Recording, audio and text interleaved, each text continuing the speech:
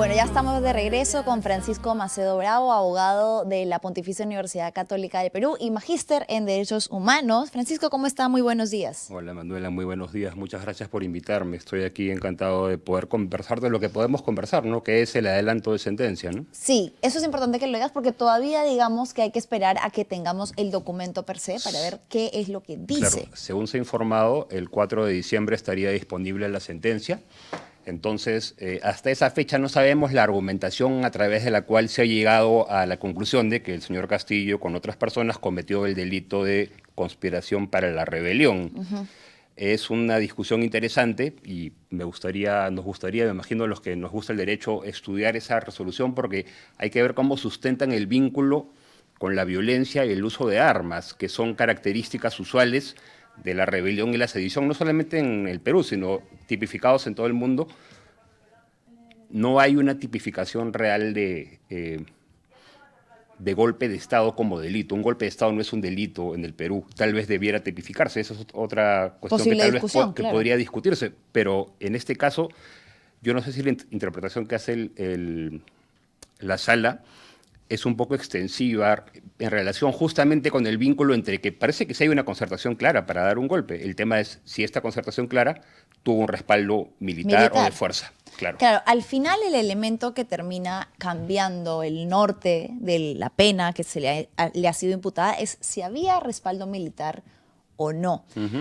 Uno de los principales implicados también en el caso ha sido Willy Huerta, quien era en ese momento el ministro del Interior y que ha sido una pieza clave, ¿no? Porque a través de los mensajes que se compartieron con Huerta en ese momento, a través de las coordinaciones, era que se iba a determinar si había habido una coordinación con las Fuerzas Armadas que finalmente no respaldaron. A las pocas horas de que Castillo da este anuncio, este mensaje a la nación, de hecho, las Fuerzas Armadas y la policía lo detienen. Entonces, ahí sería como evidente que respaldo no tenía, que con respaldo militar no contaba. Y lo que se ha tratado de analizar a lo largo de este tiempito es, bueno, tiempo ya, ¿no? Son 3 años, no es un tiempito, es si realmente había habido una intención de alzamiento en armas y eso es importante, intención versus si se concretó o no. Brevemente, ¿cómo se explica para la audiencia la diferencia entre rebelión y conspiración para rebelión? La rebelión es cuando uno se alza en armas para obtener el poder, para subvertir el orden constitucional. Disculpa, estaba hablando lejos del micrófono.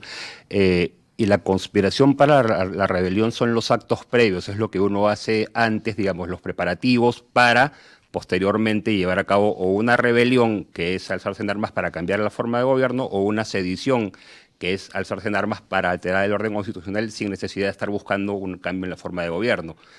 Pero claro, ahí el tema es, el golpe de Estado en sí no es un delito. Y el intento del golpe de Estado sería lo que en este caso se habría verificado. No digo que no sea grave. En Filipinas, por ejemplo, el golpe de Estado es un delito. En Estados Unidos se dice fuerza, para explicar que cuando se intenta subvertir el orden constitucional sí es delito. Pero en nuestro ordenamiento, entiendo, y un penalista podría darme más luces sobre esto, hace falta un vínculo con fuerza y con armas. Y lo que entiendo que la sala ha tratado de hacer es construir esta relación a través de las indicaciones personales que dio Pedro Castillo o su entorno a algunos ministros o jefes militares.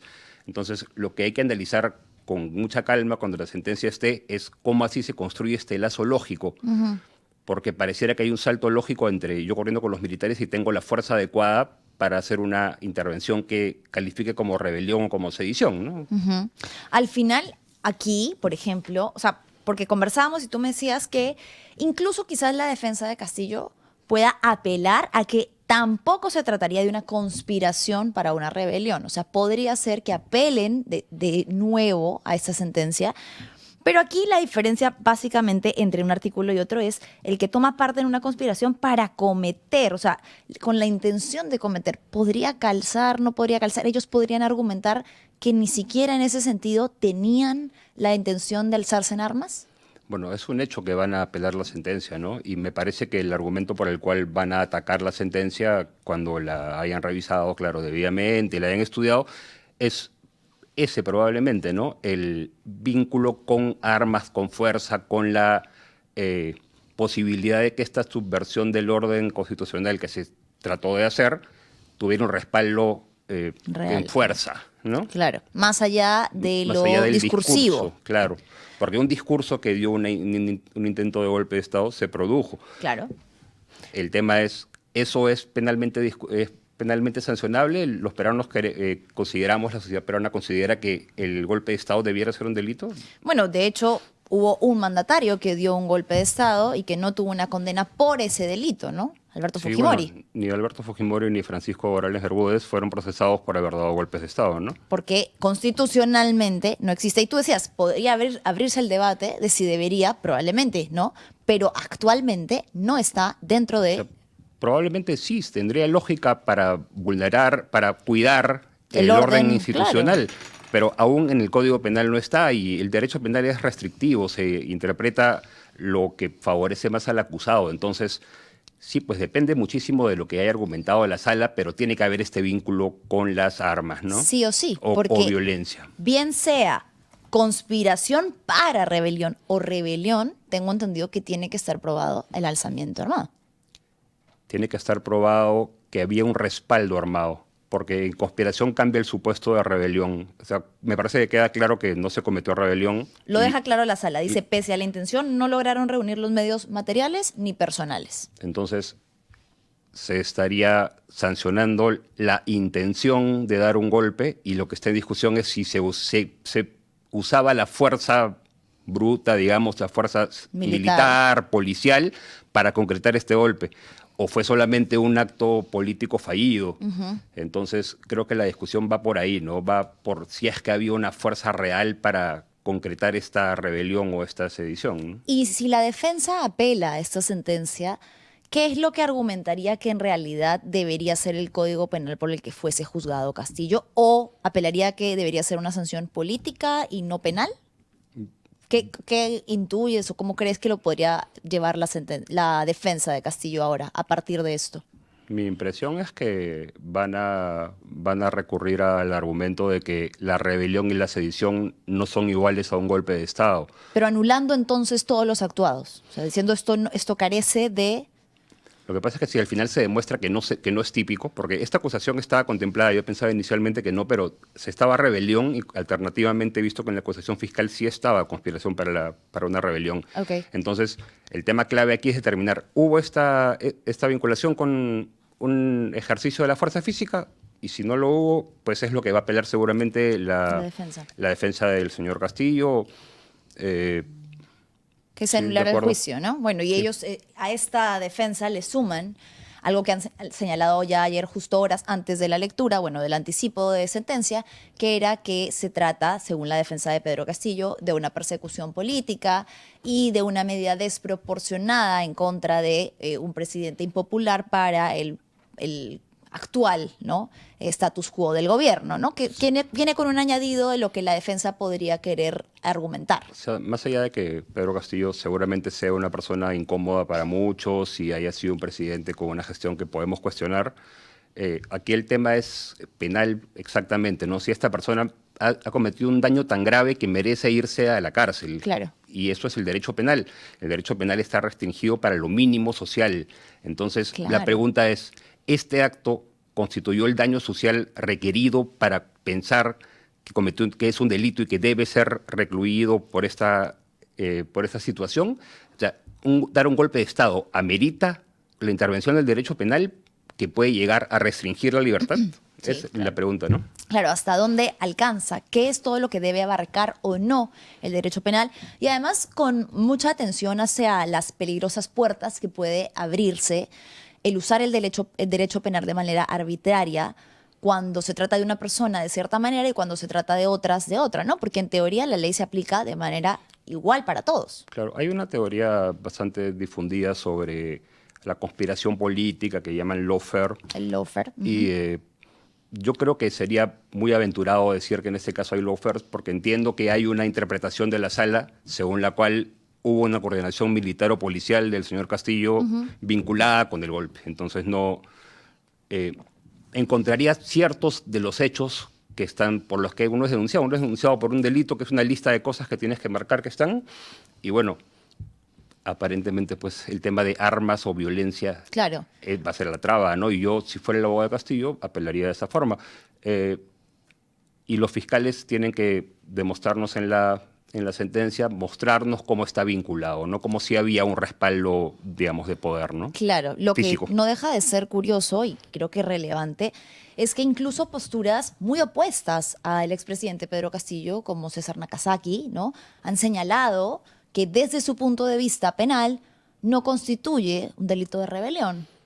Entonces ahí entra un poco el cuestionamiento sobre, claro, hay posturas neutrales o incluso opositoras a lo que Castillo representa, pero que sin embargo cuestionan esta sentencia.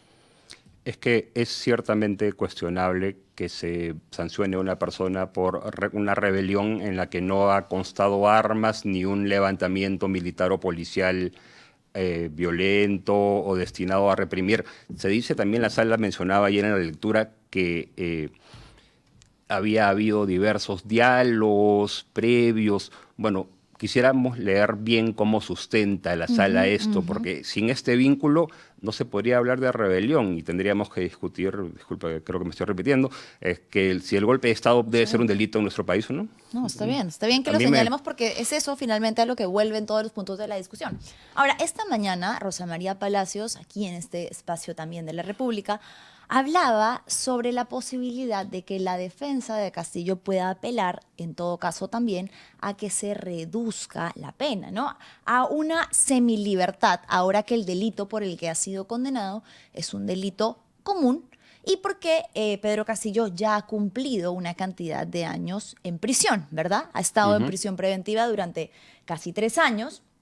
Y la semilibertad implica que la persona cumple la condena, pero que tiene algunos beneficios, ¿no? Que no la pasa todo el tiempo recluido en el penal, que tiene salidas, obviamente tiene limitaciones dentro de su desplazamiento y tiene que cumplir con una serie de conductas y presentarse periódicamente, pero podría ser una pena menor a la que se le ha impuesto de pagar los 11 años estando en la cárcel. Ahora, para que esto se haga posible, en teoría, se pide que cumpla al menos 1/3 de la pena efectiva, buena conducta y pagar una parte de la reparación civil. ¿Crees que podría ser una posibilidad? Hay una parte interesante ahí, que son algunos delitos graves no están comprendidos en este beneficio.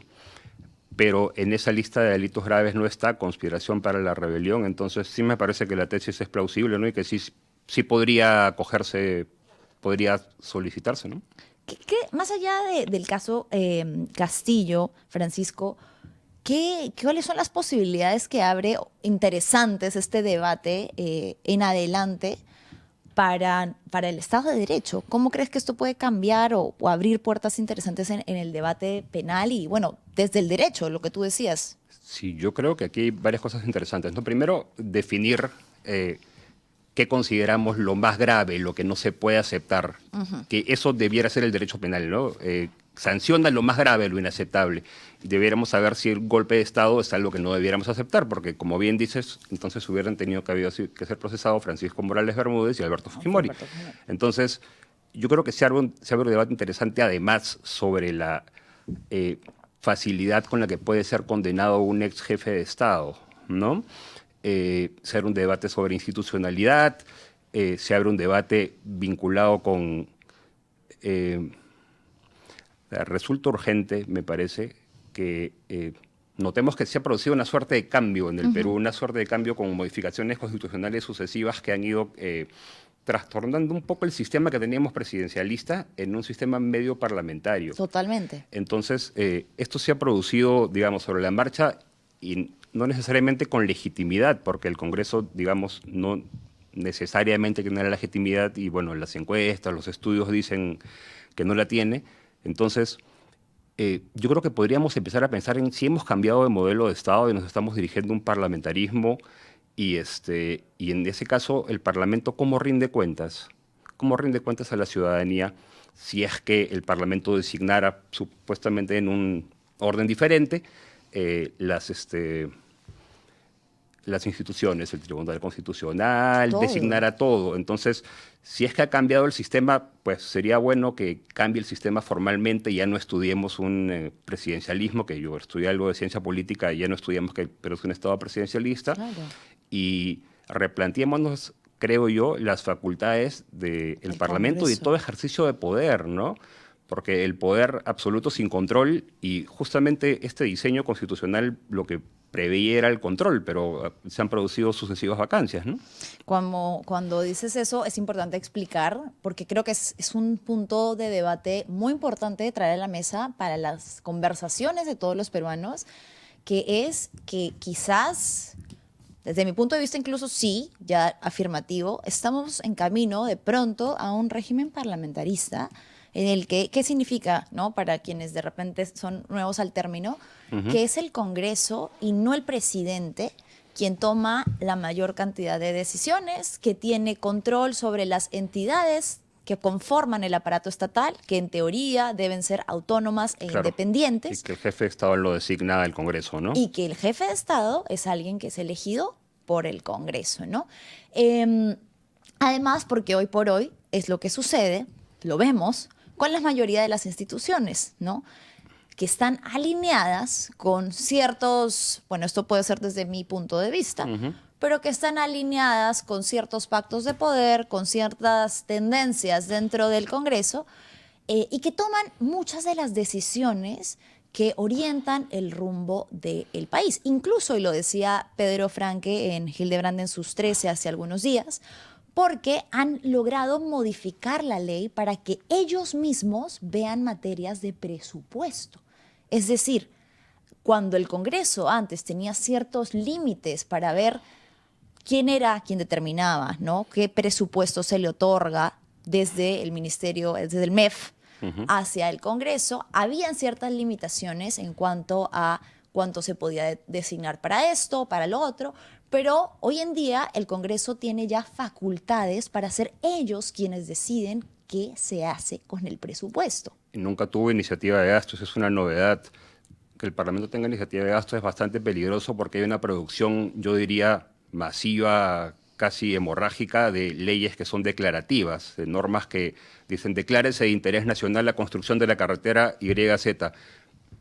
Vamos a darle a los peruanos, vamos a decir como pacto social que el Congreso tiene la facultad para decidir qué obras se hacen, entonces el Ejecutivo sería una suerte de anexo del Parlamento. Claro. ¿Y con qué garantía no solo de legitimidad, porque este es un Congreso sumamente desprestigiado, y no lo digo yo, lo dicen las encuestas, lo dice la población, que más del 80% ha dicho rechazar al actual Congreso?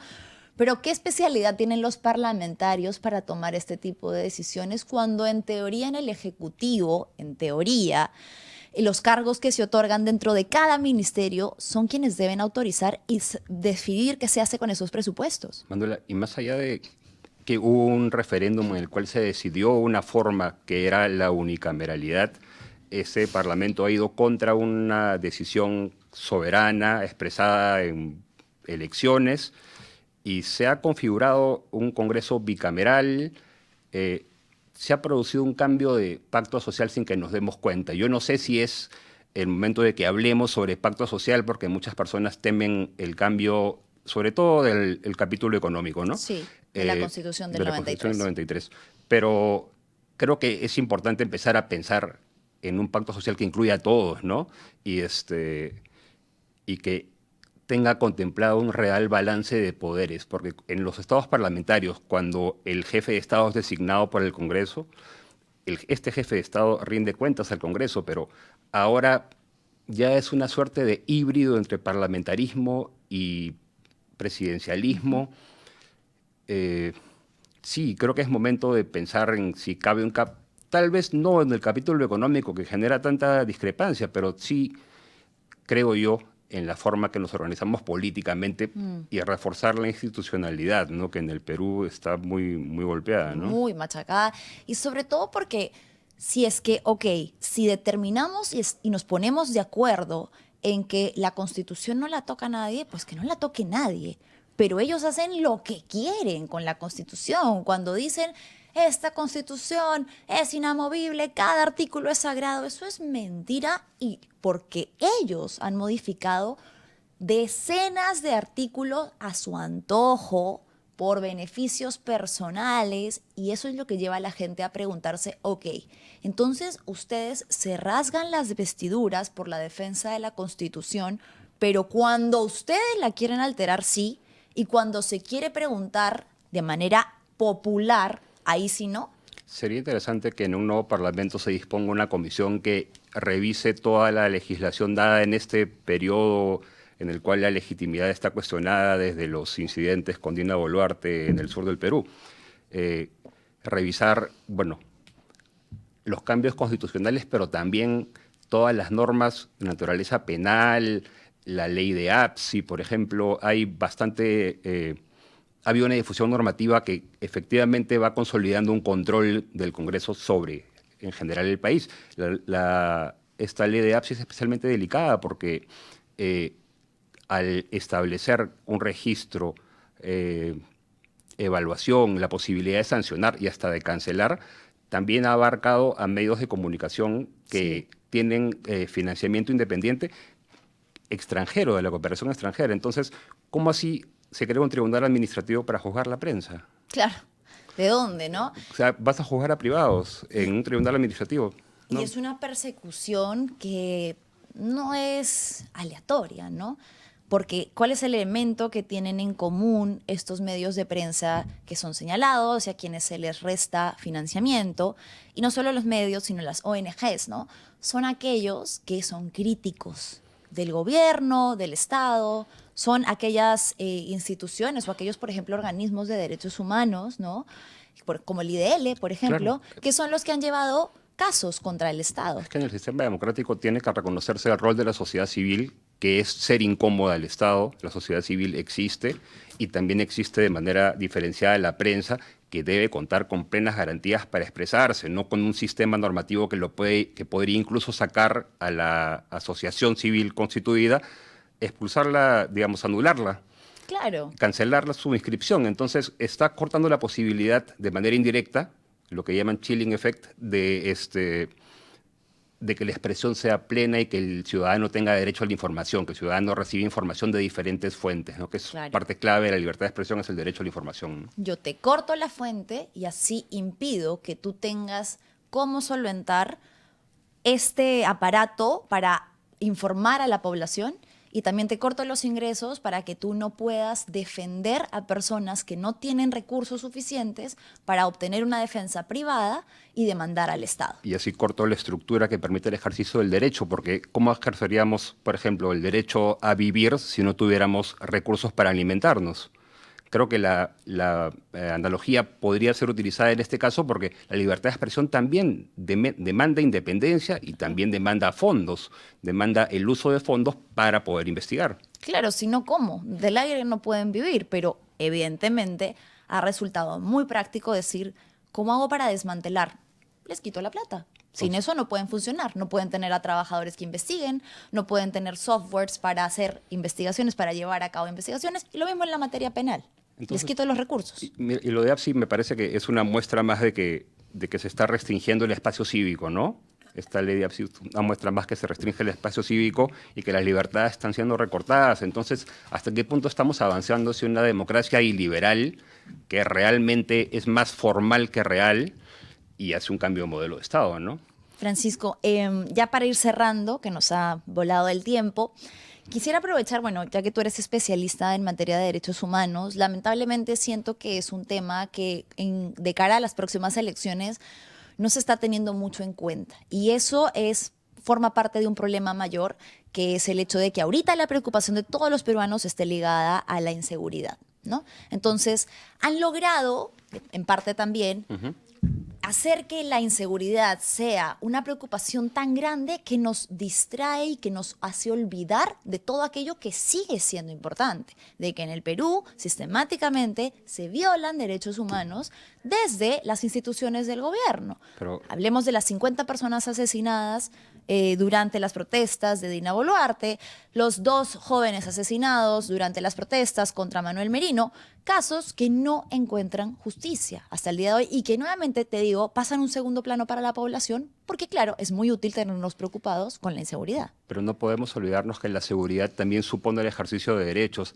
tu derecho a una vida libre de problemas, tu derecho a la integridad, tu derecho...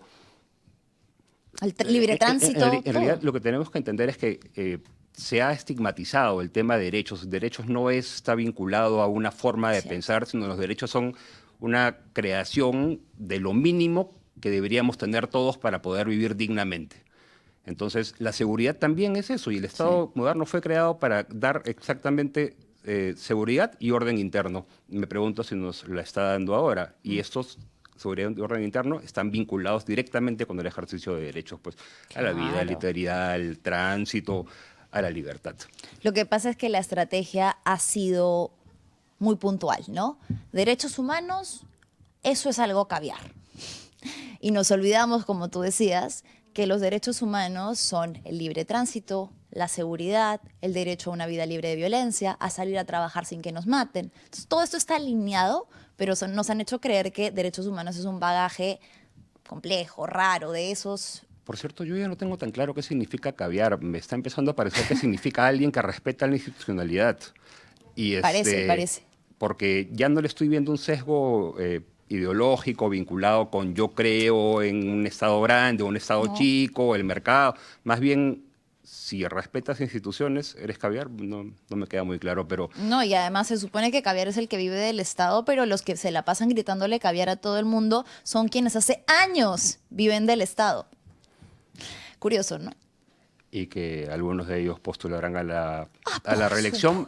Y además para ser senadores, que es un rol tan importante en una democracia, ser senador, evaluar lo que hace la Cámara Baja es un rol tan importante y sería tan bueno que haya senadores realmente de alta calidad, pero bueno, vamos a ver quiénes postulen también, ¿no? Vamos a ver, y vamos a ver quiénes todo el tiempo se han estado señalando con el dedito. Y si alguien se anima a hacer esta revisión de normas, ¿no? Las normas que dificultan, por ejemplo, poner en privación de libertad si hay una cantidad de años, todas las normas que han de alguna forma debilitado el control contra la delincuencia. Hay normas que también debieran ser modificadas y en este caso no solamente son políticas públicas que se deben hacer, sino también normas, ¿no? Correcto, y vamos a ver quiénes son esos que, como te decía, han estado gritando todo el tiempo caviares, caviares, pero trabajan hoy en el Estado y van a postular para seguir haciéndolo en el nuevo periodo electoral, pese a que no entregan con esa candidatura resultados concretos. Te agradecemos muchísimo por haber estado aquí. Encantado, Manuela. Muchas gracias a ti.